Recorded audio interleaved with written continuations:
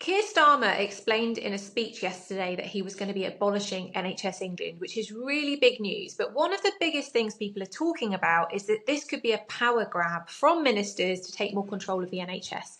Now, that can be confusing to understand because obviously Keir Starmer's the Prime Minister and Wes Streeting is the Health Secretary. Why do they need to take on more power? But the reality is that if they get rid of NHS England and they give ministers more control of what happens in our healthcare system, it means that they will have more control over the NHS. And we need to be worried about that. Politicians have a political agenda and they also think in terms of election cycles. So basically, they want to do stuff in the short term that are going to win more votes for them at the next general election. And we have to be worried about that because it has an impact on the NHS.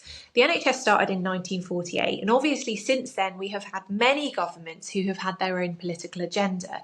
Sometimes when they think about the short term and not the long term, it can have a bad impact. For example, they're not going to build hospitals because hospitals cost loads and loads of money. And so sometimes politicians have kicked the can down the road in terms of those really important decisions, and it's left us with NHS buildings that are in a really poor state. The other issue is stuff like public health. We would really benefit from a long-term plan at the moment to focus on public health and prevention of ill health rather than just treating sick people in the NHS.